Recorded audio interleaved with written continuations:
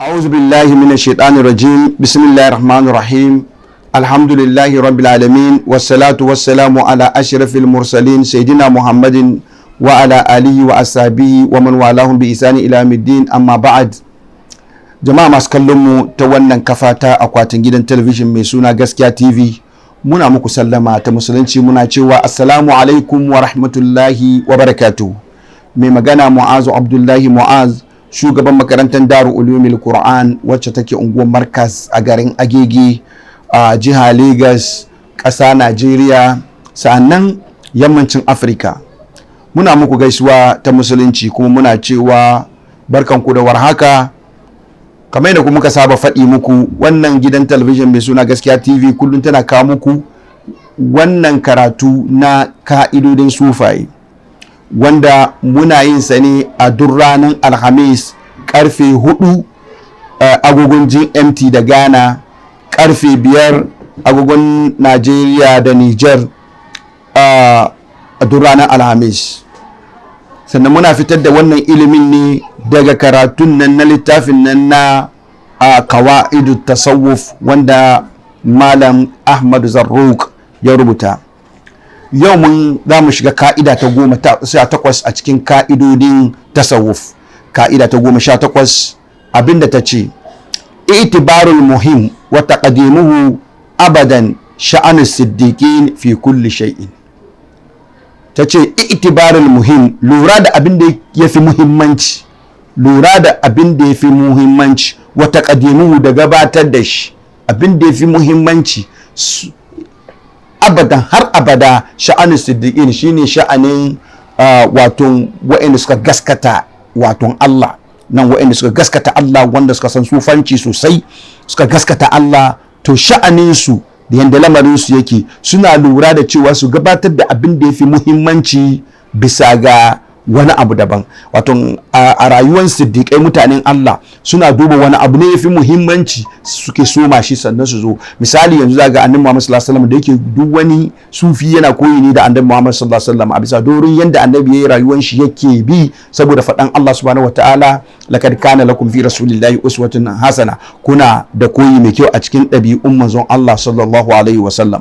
Wannan yasa sufaye na kwarai ba na da'awa ba suna duba tsantsan yanda manzon Allah sallallahu alaihi wasallam ya tafiyar da rayuwarsa, sai suna koyi da haka. Sai sa kaga cewa shi annabi Muhammad sallallahu alaihi wasallama yana gabatar da muhimmi sannan ya kawo abin da bai kai wannan muhimmanci ba. Ka duba yanda ya soma da'awansa, zaga annabi Muhammad sallallahu alaihi wasallam da ya soma da'awansa ya soma da kira da la ilaha illallah, saboda lokacin a san Allah, a san cewa Allah makaɗaici ne, shine fi muhimmanci. Sai sa sai gabatar da la ilaha illallah, yana cewa ya ayyuhan nas qulu la ilaha illallah tuflihun, ya ku mutane ku ce la ilaha illallah za ku rabauta. A lokacin annabi Muhammad sallallahu alaihi wasallama bai ce ma mutane ku bar shan giya ko ku bar zina ba tukunna, duk da bai da kyau, amma yana daukan su san Allah tukunna. In suka san Allah, to lokacin ne aka faɗi musu ka'idan Allah ya ce abu kaza haramun abu kaza halal, shi su yi aiki da shi. Yasa suka ga annabi ya so ma daukan abin muhimmi shine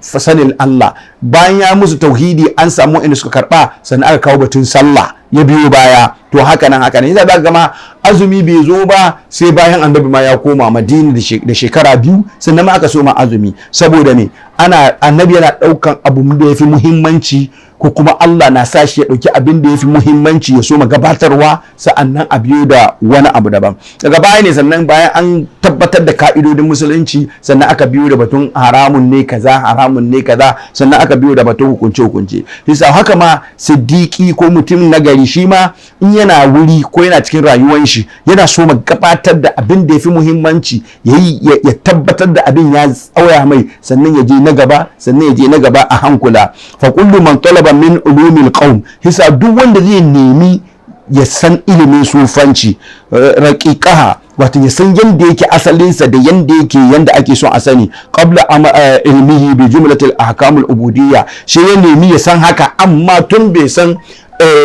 hukunce-hukuncen ibada ba, wato ya bai san ilimin fiqh ba, to wannan bai daidai ba. Misali mutum ba zai hau hanyar sufanci ba sai ya san fiqh, shi sa yana so mu gabatar da sanin ilimin fikihu, ya ake alwala, ya ake tsarki, ya ake sallah, ya ake azumi, ya san wa'annan hukunce-hukuncin shari'an sosai, sannan ya zo ya gabata, saboda wa'annan hukunce-hukunce su suka fi muhimmanci da farko kamin ya shigo cikin wato sanin ilimin furu'a.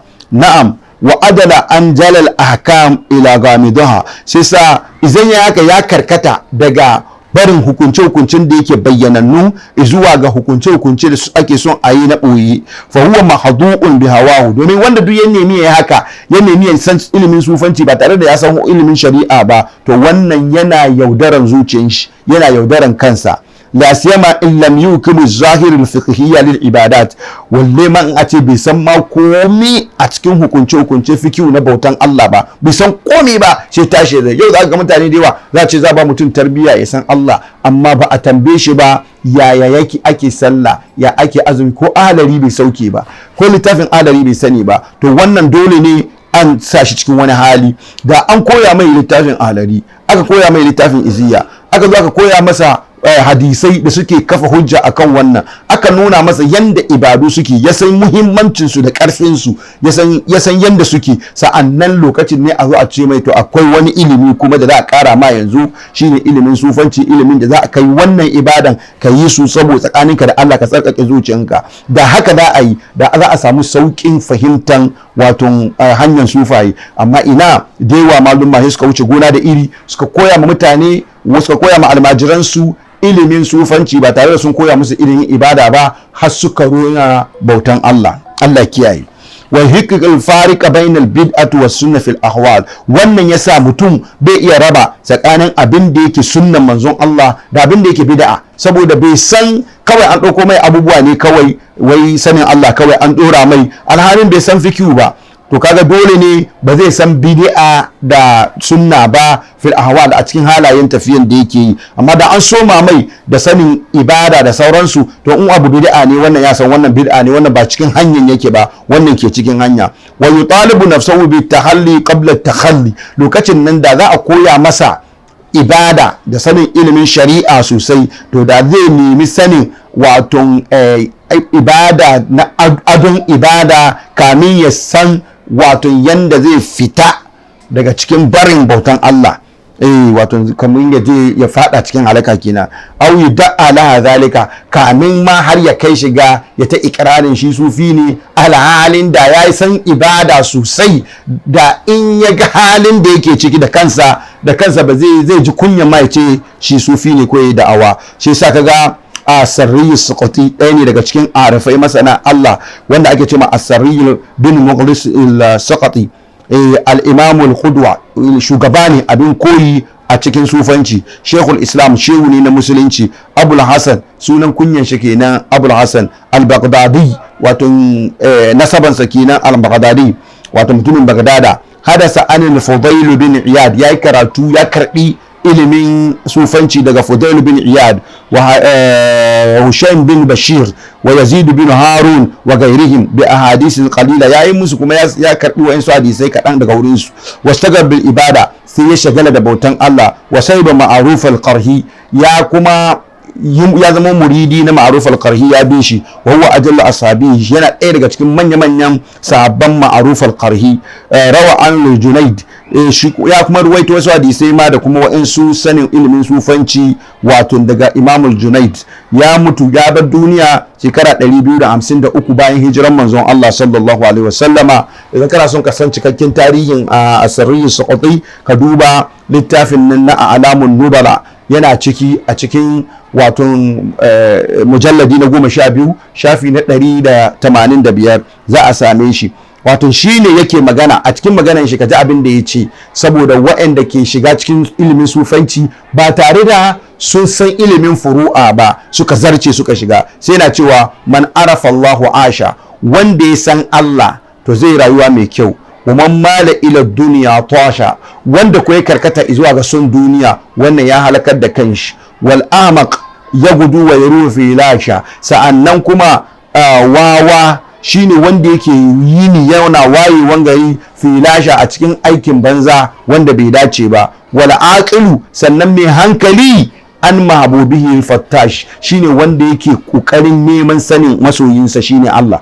Mai hankali shine mai kokarin sanin wato hanyar da zai samu masoyinsa shine Allah. To hanyar da zaka samu masoyinka Allah kuwa ya danganci dole ne ka san ilimi uku. Ba a shiga ilimin ihsan.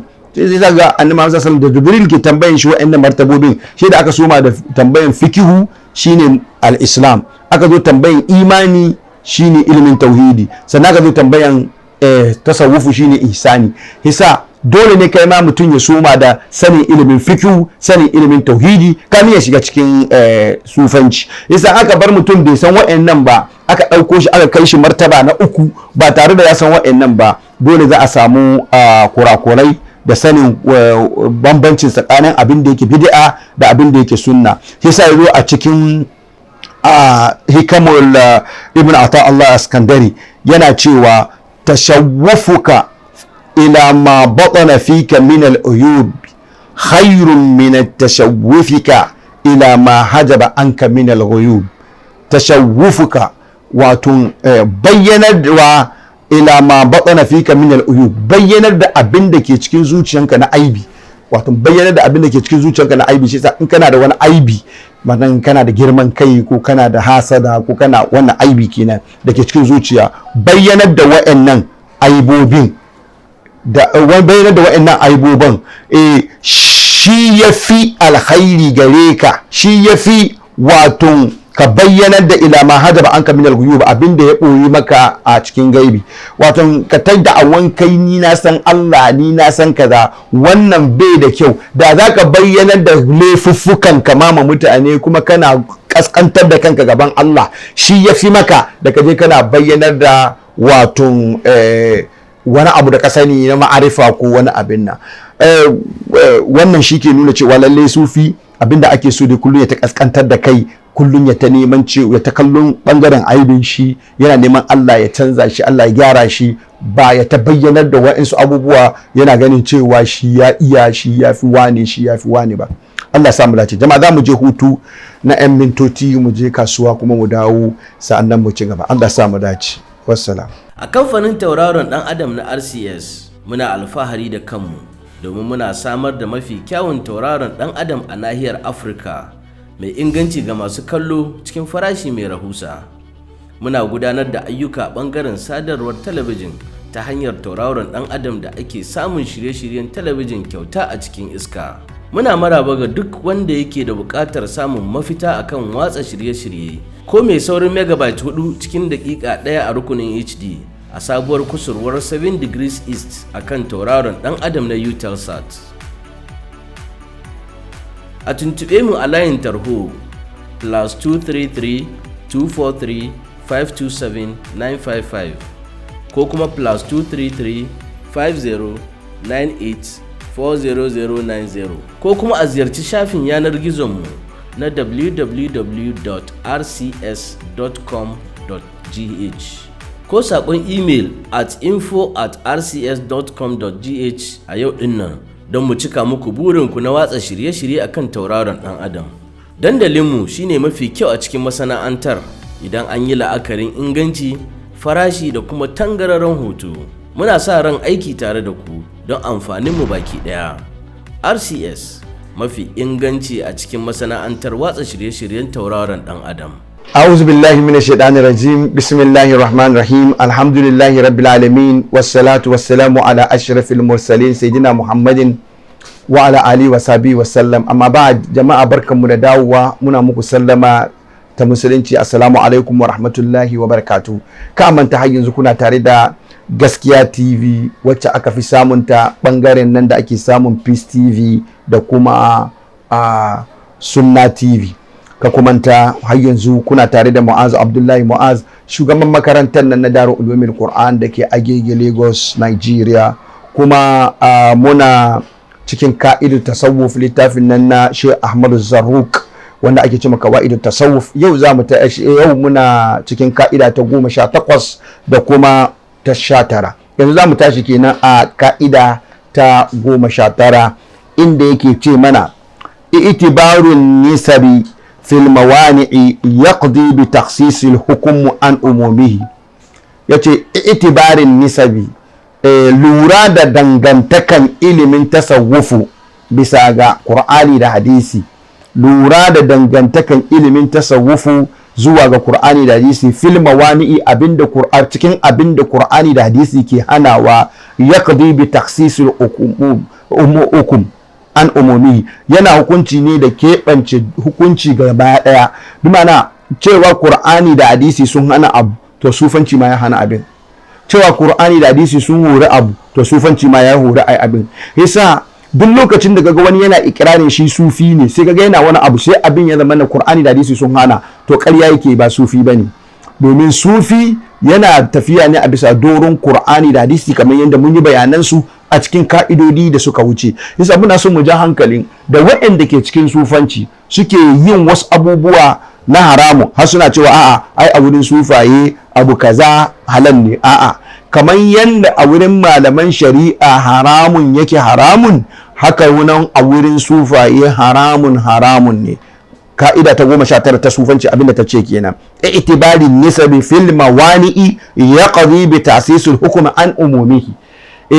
Lura da dangantaka zuwa ga Qur'ani da hadisi akan abinda Qur'ani da hadisi suka hana, yana hukunci ne a keɓancewan hukuncin sufanci kamar yadda yake ga gaba ɗayan musulunci gaba ɗaya.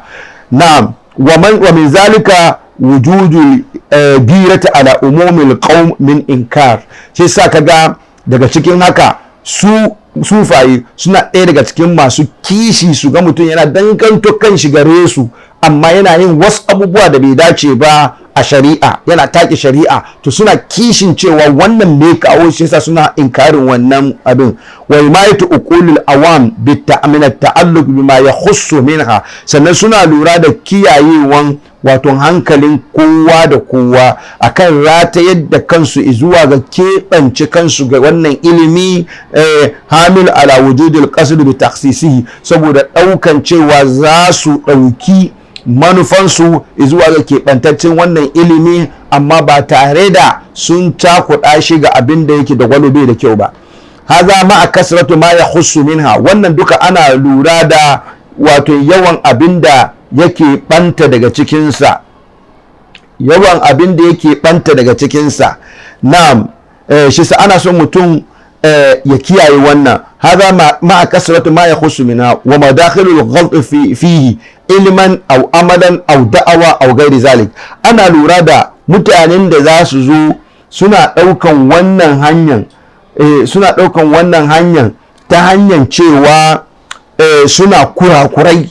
Mutum ya zo yana kuskure da abin da yake ya saba ma Qur'ani da hadisi, shi danganta shi ga sufanci, ko kuma a'a yana jahilcinsa wani abu na jahilci, shi bai sani ba Qur'ani ne hadisi ne, kawai shi dai yana jahilcinsa ne, sai danganta shi ga sufanci. Ko yana wasu ayyuka wanda ba su dace ba, sai danganta shi ga sufanci. Ko kuma ya ta ikirari, ni sufi ne, ni na kai gausi, ni na kai kaza. Yana ga mutane da yawa za su ta ikirari, wani ya ce ni waliyi ne kaza, amma ga ganshi yana sabon Allah, ko kuma ga ganshi yana rawan shi gausi ne ko shi kaza ne. Gausi ko kuma kudubi wani abu ne da yake sanarne a wurin malumma da ake ganewa.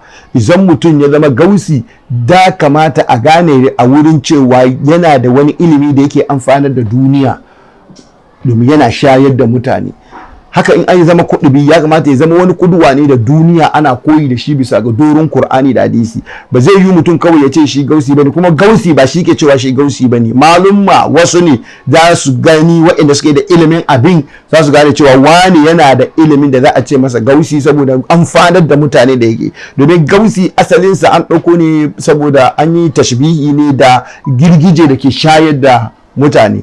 Mutum bai shayar da kowa, bai da ilimin da zai ba malumma ko ya ba almajirai, sai kira kan shi gausi, wannan shirme yake. Ya kamata a ga mutum yana da ilimin da zai shayar da mutane suna amfana da shi, to ko shi bai kira kan shi gausi ba, halin da yake ciki ya tabbatar da cewa shi gausi ne. Shi sa mutum ya ta da'awan shi gausi ne, kamar yadda yau yayi yawa a cikin wannan zamani, ko mutum ya ta da'awan shi kudubi ne, wanda yayi yawa. Shi kudubi asalin kaliman an ɗauko shi ne daga najmul qutubi. Akwai wani taurari da ake cewa najmul qutubi. Wannan taurari najmul qutubi taurari ne da malaman geography da shi suke gane hanya. Misali idan suka shiga astronomy da sauransu, idan suka shiga cikin jirgin ruwansu sai suka ɓace, suna son su san gabas ko yamma, to in dare yayi sai su nemi najmul kudubi, wannan taurayin da shi shine zai nuna musu hanya, su gane cewa ga arewa ga kudu ga yamma ga gabas, sai su gane su abin nan su san inda za su fuskanta. Haka mutanen da ke shiga cikin jeji ko cikin sahara, in suka ɓace cikin dare suna neman wannan najmul kudubi. To isti'ara akai, an ara ne aka ba malamin da idan wani abu sabo ya bayyana a duniya sai aka rikice, sai aka rasa wani hukunci za mu yanke ma wannan abin. Misalin yanzu kwanan nan muke cikin rigiman corona, wannan coronan da ta yi yawa, an zo ana maganan yaya za a yi batun sallan haɗuwan jama'a da sauransu, yaya za a yi. To yanzu sai mutane suka confuse, to malamin da zai je ya yi istinbadin sanin ilimin yadda za a tafiyar da wannan, bayan ya hada da ilimoma na likitoci da sauransu, ya hada sa'annan ya fitar da hukuncin da za a tafiyar da ibada da sauransu. To sai malumma da sun rikice shi suka ga malamin nan ya iya ya haka, to wannan malamin a nan ya zama kudubi, wani ya direct mutane zuwa ga hanya kamar yadda wancan taurarin ke directing wa'anda ke cikin jirgin ruwa, wa'anda ke cikin sahara ko wa'anda suke cikin jeji da sauransu. To in malamin nan yana ta yin haka iri-iri, yana ta yi, to sai a zo a ce masa kudubi, musamman in yana nuna ma mutane hanya a zamaninsa ta hanyar sufanci, ta hanyar sanin Allah, ta hanyar yadda zai ja mutane zuwa ga Allah ba tare da sa son zuciya ba. Aka ga yana yawan yin haka, to almajiran shi ko kuma maluman da suke zamaninsa su suke wani kudubi ne saboda yadda yake tafiyar da al'amurra. Amma ba kawai mutum ne ke zama ya ji daɗi ya ci ya ƙoshi shi da kanshi ya zo ya ce ni ne kudubi ba haka abin yake ba.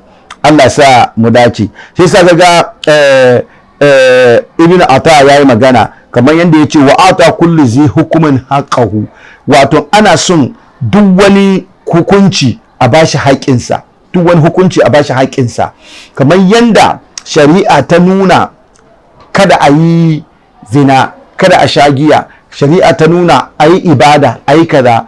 To haka nan sufanci shi ma in ya tashi, tunda hukuncin shari'a tana tafiya ne tana haifar da hukuncin sufanci ne, yasa dole in sufi ya zo shi ma zai ci gaba da wannan abin da shari'a ta ce ka yi din nan, shi ma ba zai yi ba. Abin da shari'a ta ce a yi na halali shi ma zai yi. Fal a'malu bil amma, domin ayyuka in ya haɗa kowa da kowa, wal ahwali lil muridin, sannan halaye na muridai ne, mana ayyuka na kowa da kowa ne. Yayin da mutane suka zama kowa da kowa, to muridi shi zai shiga cikin wani hali, kuma in ya shiga cikin halin sanin Allah shi, to ya bari shi ya haɗu da waɗanda suke halin su iri ɗaya, zai magana, ba zai ta faɗin magana da abin nan ba. Amma su amawa a kyale su ta ibadar su, ba ruwansu da wani sanin wani hali, wani sun shiga wani jazabi, wannan duk ba nasu bane. Su dai a ta nuna musu ku yi sallah, ku yi azumi, ku kaɗaita Allah ko tafiya. To muridi da ke kan wannan hanyar, wanda shi yake cikin hanyar sufanci,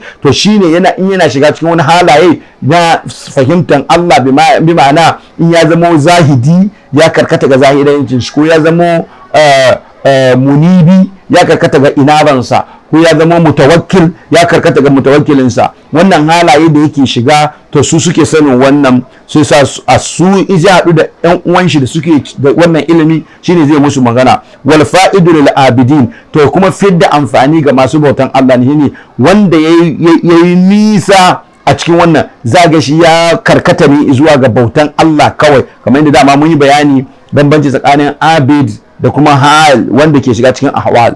To wala haqa'iqu lil arifin, sanin haƙiƙanin menene Allah, me ake yi kuma, shine wannan kai tukewan arifai masana Allah. Shi yasa kaga malam ya kawo Ibn Ata Allah ya kawo a cikin hikamin shi, yana cewa wal ibaratu qutun li ailatil mustami'in wa laysa laka illa ma anta lahu akil. Wal ibarat yace abin lura, wato magana yadda za ka yi ka lurar da mutane, ka yi magana da technical language na sufaye. Qutun lil ailatil mustami'in, wannan abinci ne li ailatil mustami'in, ga dangin waɗanda ke sauraro. wa laysa laka illa ma anta lahu akil, sai sa ba ka da wani abu face abin da kai ka samu ka ci. Wannan yana magana ne akan cewa idan mutum ya fahimci wani abu a cikin sufanci, to in zai yi magana ya lurar ya sani cewa masu sauraron zai kula waɗanda suna cikin wannan ilimi ne ko waɗanda ba su da wannan ilimi ne. In waɗanda suke cikin wannan ilimin ne zai yi musu magana da irin halin da ya shiga, ma wanda ba cikin wannan ilimin zai musu magana ne da harshen da za su fahimce shi na zahiri, domin a samu zaman lafiya, domin kowane hukunci ana ajiye shi ne inda ya kamata. Shi sa ga manzo Allah sallallahu alaihi wasallam wani lokacin in zai yi magana zaka ji yana cewa afina gharib, cikin mu akwai bako, saboda akwai waɗanda in an musu wani magana hankalinsu ba zai iya ɗauka ba, kamar yadda wancan tun ka'ida ta wato 18 mun yi bayani irin wannan. Akwai wanda in an musu magana ba sa fahimtar abin da me ake ciki, saboda kwakwalwansu bai kai ya ɗauki irin in an zo magana in cikin jama'a ne akwai maganan yadda za ka ajiye yadda jama'a za su fahimce ka, amma kana tare da waɗanda sun san irin abinda a ilimin da ake ciki za ka yi musu magana yadda, kamar misali yanzu kaga namiji bai haila, zan misali ne da wani technical language, kaga namiji bai haila, amma wurin sufaye sukan ce ma namiji yayi haila, ana ce masa haidur rijal, akwai haila na mazaje. Menene hailan mazaje? Kaga in kai baka san ilimin su ba zaka ce a'a menene kuma hailan mazaje, ya za ce namiji ya haila, kuma kana da gaskiyan ka tunda namiji bai haila, amma sun ce akwai haidur rijal. Me suke nufi da haidur rijal? Sai ka bi su cikin ilimin su, suka ce haidur rijal wanda ke da awan karama, wanda shi kullumi yana ibada ne don Allah ya bashi karama, yayi wani abin mamaki a gani, to sai ce wannan faduwa ne, wato ya saboda tunda sun yi isti'ara ne da hailan mata, dan mace tana haila ai bata sallah bata ibada, to wannan ya yanki tsakanin shi da Allah tunda yayi son a san shi din nan ya yanki tsakanin shi da Allah, kamar yadda mace ta yanki daga barin sallah har sai ta yi tsarki. Yasa shi wannan da yake da awan neman karama, yake son ya nuna karama ko yana matsawa ya nuna karama, to ya yi haila har sai ya yanke tsakanin da ubangiji, har sai ya tuba ya dawo tuban, kamar yadda ita mace in ta gama haila mai za ta yi wanka tsarki ta dawo, to shi ma tuban shi shine ya dawo ya yi istighfari, ya nuna cewa abin da ya yi khushu'i, ya yi istighfari, ya fita cikin wannan hali, ya dawo ya abin nan. Kaga wannan ɗaya ne daga misalin technical language na sufaye, wanda akwai irin su da yawa wanda babu lokacin shi balle mu shiga cikin bayani, amma alal akalla dai muna so mu fahimtar da mutane cewa sufaye suna da irin maganganu nasu wanda in ba kai muridin su bane baka fahimta. Yasa wanda duk ke cikin irin wannan hanyar, idan ya fahimci karatun nan yana kan hanyar sufanci, kuma ya fahimci karatun sufanci, to ka ɗauko maganan da yake na sufaye ne ka rinka yin shi a waje wayanda ba sufaye ba, kamar yadda baka taɓa ganin likita ya ɗauko technical language su ya zo yana faɗi ma mutane a waje, kamar yadda zaka ga injiniya bai ɗauko technical language su yana faɗi ma mutane, in ya zo yi ma mutane bayani zai musu bayani ne irin language da suke fahimta. Yasa kai ma sufi haka za ka yi, to amma da yawa ma da suke ta kururuwa suke ta magana, kaga mutum yana ta rigima, yana ta magana shi ya shiga jazabi, ko shi ya shiga cikin shatahat, ko shi ya shiga cikin kaza. Da yawan su ma bai san menene shatahat din ba, menene jazabin ba, menene ma technical language na sufayin ba, amma ya shiga yana yi, yana taɓanna, ya ɓatar, ya ɓaci.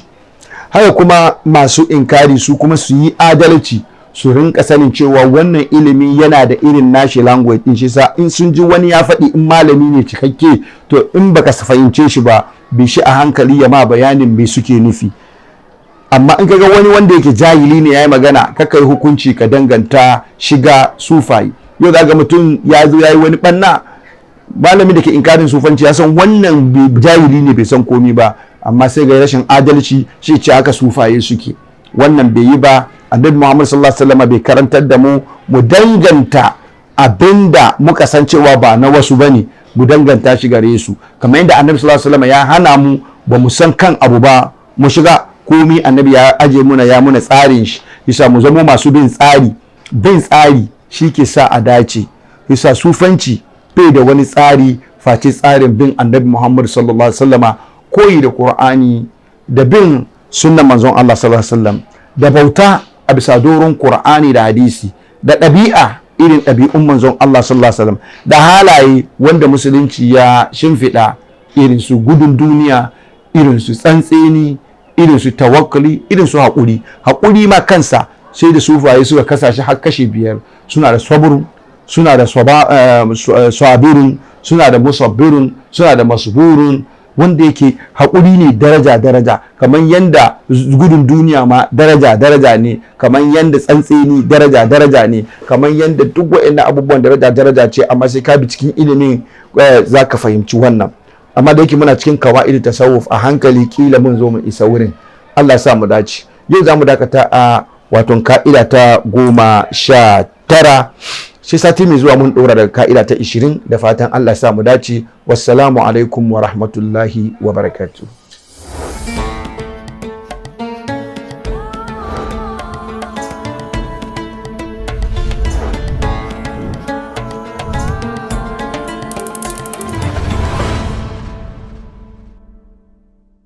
Gaskiya TV, samar da inganci.